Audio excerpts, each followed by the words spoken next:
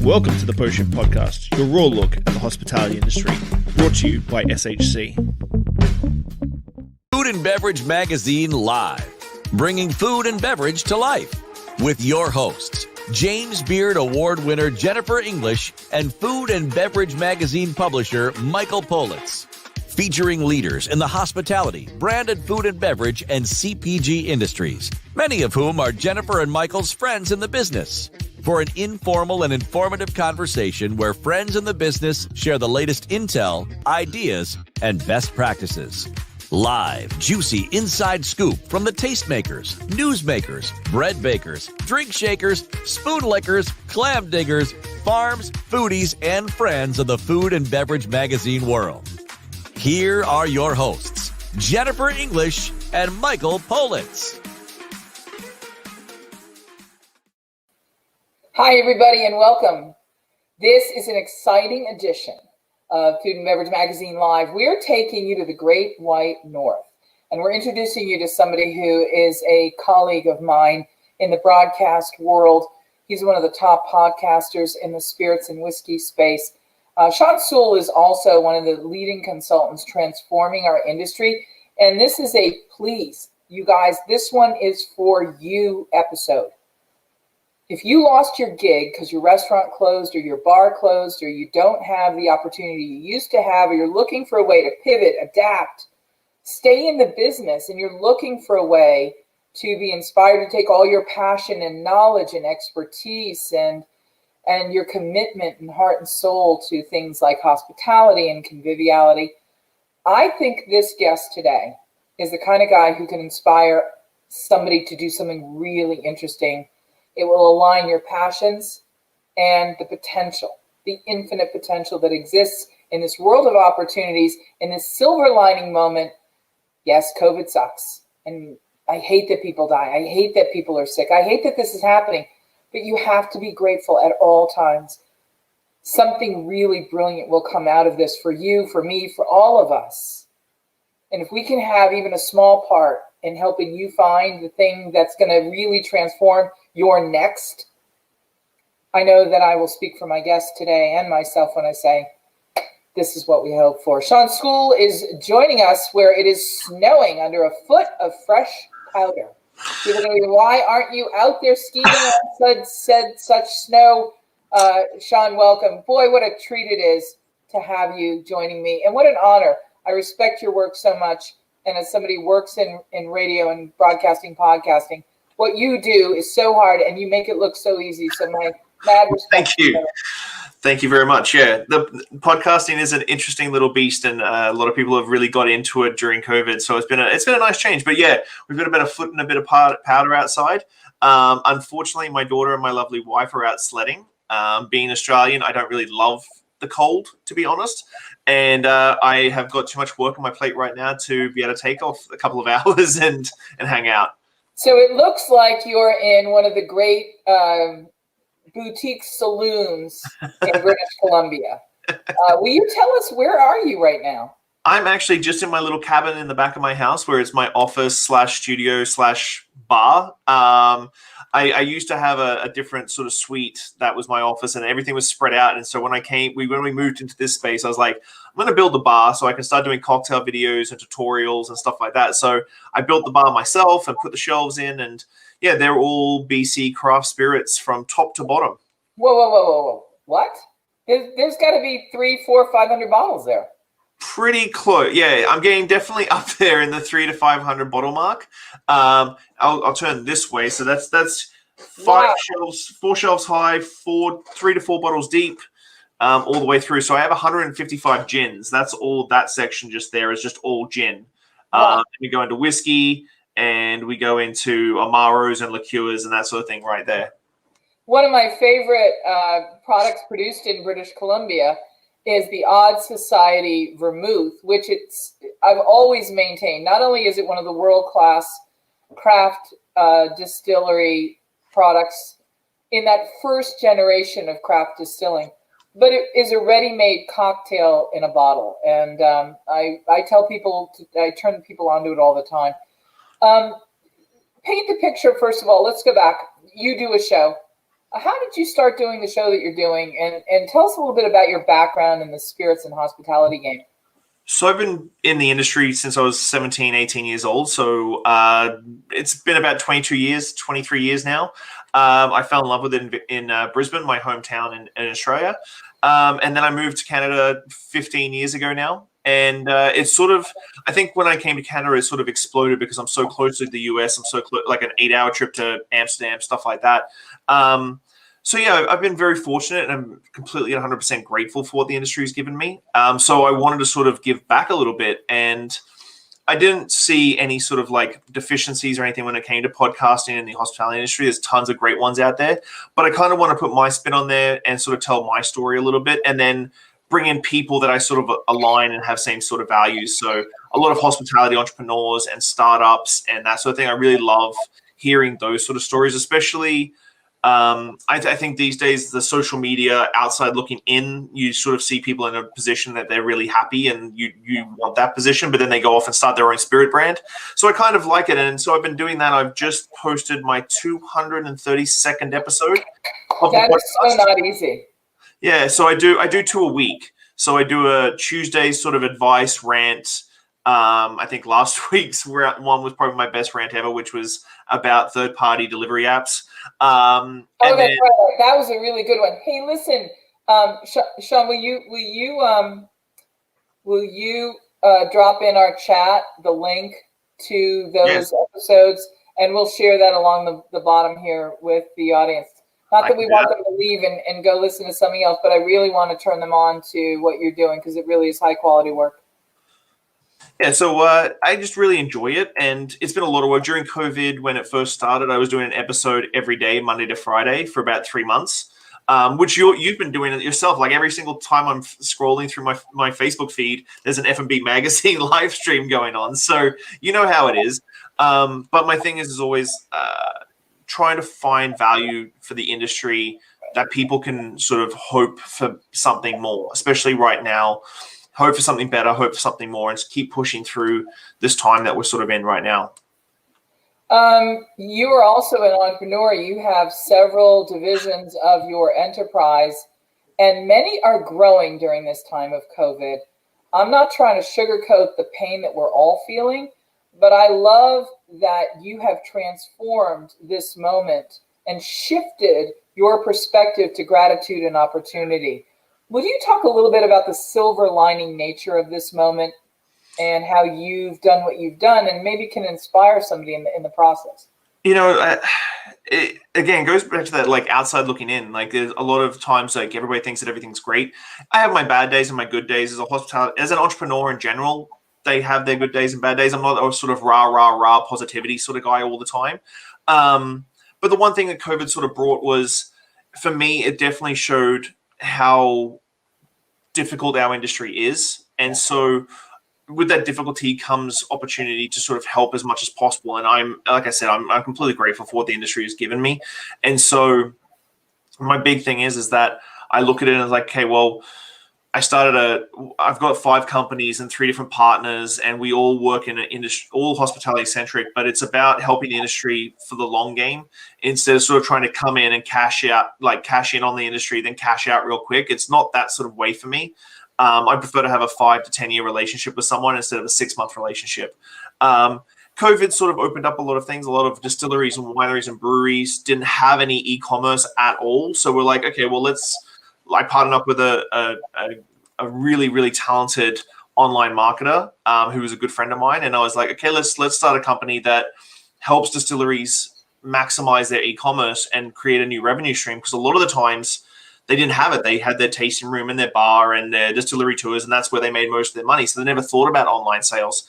But then everything happened. So it's sort of seeing the deficiencies in the industry, and I think we have a lot of deficiencies in the industry. Like you said, you don't want to sugarcoat it and romance the industry, but I think you find the deficiencies and then you fill them, and I think that's always been my sort of forte, whether it be starting a cocktail bar, one of the first cocktail bars in Victoria in 2009, or starting. And tell everybody where your bar is and what it's called, because it's sensational. Well, thank you very much. So yeah, it's just about how to help And that's my main thing. It's that over money. Like my wife hates it when I do stuff because I rarely do it to like profit out of it financially. For me, helping distilleries and get them up and running and helping them with that sort of stuff is way more important for me than. And I got to chime in there. This is a shirt off your back kind of industry. And that's what makes you live it for the long haul with the passion and the purpose that we share.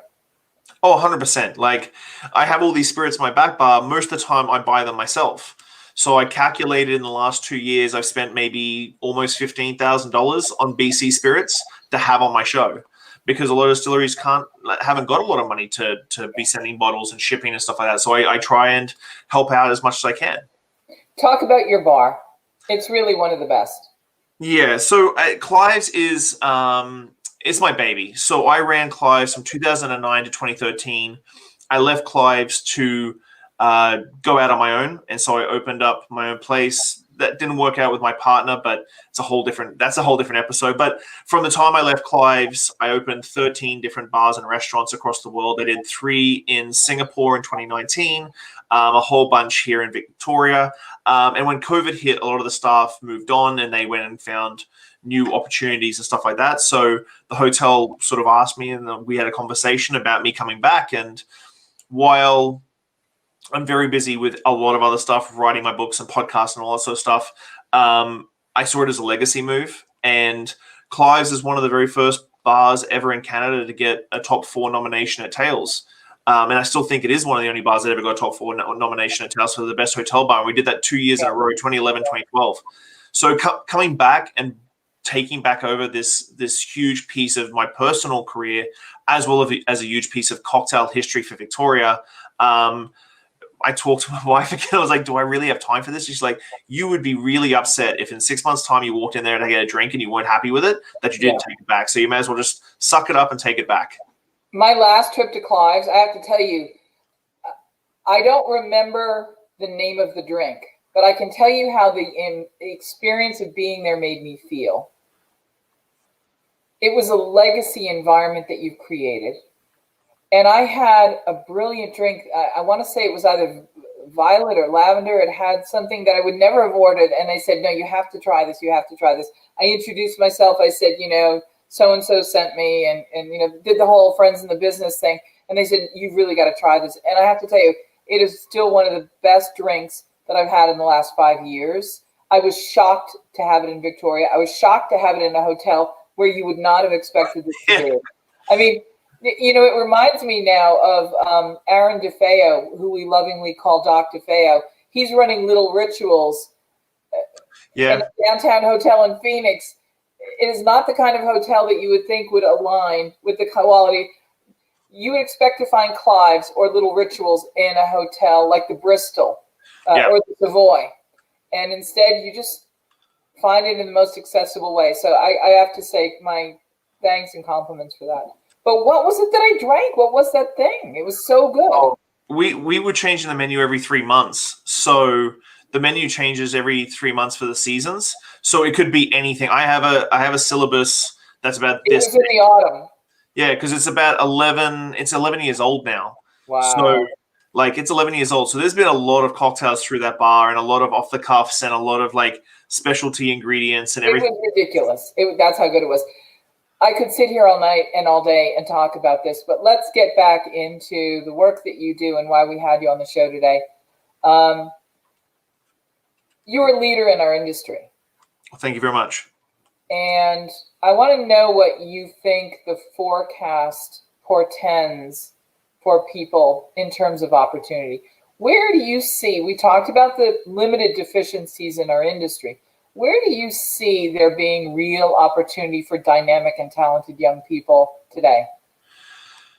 I think that the thing that the COVID is really thing is that our industry is it's always on a very fine line of existence.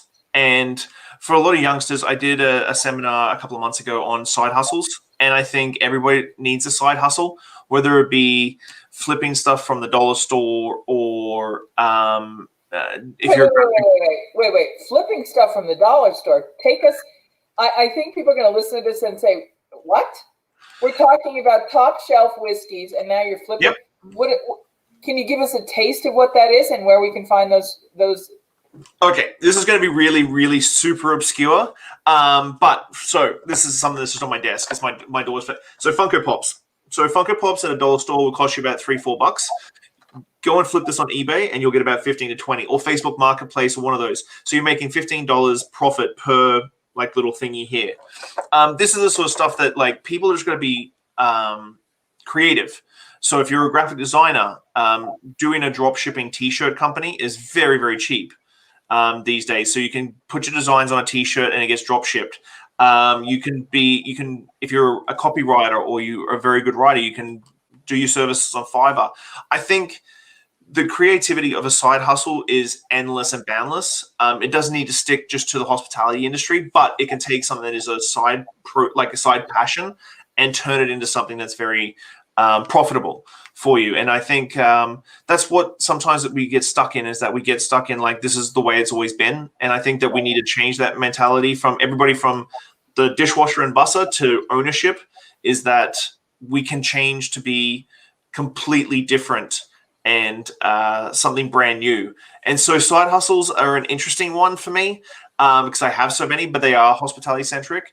But consulting and helping and cocktail kits to go, which have been a really massive saver for a lot of bars and a lot of bartenders. But I think the dynamicness of what you can pull off as a side hustle is very important. And during COVID, there's been a lot of free training and stuff like that. So I've said a lot to a lot of the young bartenders and a lot of the young servers and people in the industry that if you're not taking advantage of WSET 1, which I think Pernod Ricard paid for like 1,500 scholarships for that, Bar Smarts and all these sort of free training sessions that you have available to you to really increase your career is a misstep, in my opinion. What do you see as a need that if you had more time is a side hustle you would start to pursue as your 7th or 8th side hustle that you might want to talk about, maybe somebody else hearing? Because people will listen today and you are literally going to change someone's life by suggesting an idea that may trigger their next real hustle that starts as a side hustle. Oh, that's a big question. I think the cocktail kits still haven't been played out as much as they could have. Cocktail kits are still pretty important to go cocktail kits. And I think there's always a way to really build out on that. If cocktail culture is your passion, and that's what you really want to live for, cocktail kits and stuff like that is very, very, very easy to sort of pull off very quickly, especially if you've got some good connections with brands and stuff like for sponsorship and stuff like that. But really, like, I think the hard thing sometimes with talking about passion in the hospitality industry is that everybody, like people that have been in the industry for as long as I have, my passion is hospitality. Like I don't have hobbies outside of my job or jobs. And I feel like you're very similar in that way as well. But you may be passionate about something completely different and you can build on that and really, really, really pinpoint what you're passionate about and outside of the industry or inside the industry and really leverage it. And I think usually the biggest thing is it's too expensive to start. I'm not sure if it'll work out. What will my parents think or people think? There's these mental hurdles that people have that they stop and they stop doing it. And at the end of the day, like all bets are off during COVID. Like all bets are off. You can start whatever you want during COVID, and if it works, great. If it doesn't, it doesn't. But at least you gave it a try. And I think there's always a way of starting something brand spanking new during this time at a very cheap budget. Like I think a Shopify store is $29 a month. A drop shipping print T-shirt printing company is another $29 a month. So for $58 a month, you can basically start printing T-shirts with your logos and brands on it. Like I do my own branded stuff. Like this is my own hoodie as a little side hustle. And so I think a lot of people have the mental block of like, oh, I can't do this. And I think you just need to get rid of that because no one else's opinion really matters except for yours because their opinions don't pay your bills. Right. I can't thank you enough for taking all this time to come and hang out with us on Valentine's Day. I love that we have so many mutual friends that we both love and respect. And I can't wait to see what your next side hustle will be. I can't wait till we do projects together. And when you're talking, I'm wondering, should we even be doing a food and beverage magazine live Shopify? Yes. Well, because I think there's just room for so much. There's just room for so much. And I think that with your contacts and how many people watch your show and that sort of stuff, like, it's amazing how many people will watch this and be like, oh, okay, well, I'm going to go watch my podcast, or they'll watch another episode with another guest that you have. And you as a industry leader are inspiring for a lot of people. Like, we met on Clubhouse. Like, we really met and started really connecting on Clubhouse. And some of the stuff you guys are doing at Clubhouse is amazing. And so I think creativity and sort of pushing the envelope on what you can get out of a brand is still untapped for so many people. I'm going to ask you this, and this is, you and I are having almost a Clubhouse. And for everybody that doesn't know, this is the new social media platform. They're in their beta. They're opening up to the world someday soon, maybe sooner than we know. And when we go on there, we have these very collaborative conversations. Michael Politz, the publisher of Food and Beverage Magazine, and I, we're doing everything we can. Again, we're not doing this for us. We're doing this to help everybody in our industry that's been devastated so much. You know, we're the fortunate ones in this instance. And when I'm talking to you and you're talking about this, I'm realizing that we're missing an opportunity, just like you were talking about missing an opportunity at the beginning of the show. There's a lot that's being left on the table. And I want to ask you, and I don't mean to put you on the spot, but if we had a Shopify store for Food and Beverage Magazine Live, I could literally populate it with every one of our guests' products and projects. Yep. And we could take your line and add it to, I saw him on this, and we can either link to yours or offer it in our own mix. And I think it's just a missed opportunity to continue to funnel the love that our industry has for one another, and our patrons and our friends who miss coming to our restaurants and our bars and miss coming and hanging out with us, and our staff who miss family meal, and our friends who miss post shift. We have a lot that we have to be grateful for, but there's a lot we can also bring to life. So would you be willing to work with us on this? Oh, definitely. Because if you start looking at who comes on our show, a lot of them are already advertisers in the magazine, but there are also a lot of new products who just can't afford to get there. And I would love to be able to create that interim opportunity to get them more exposure. You understand?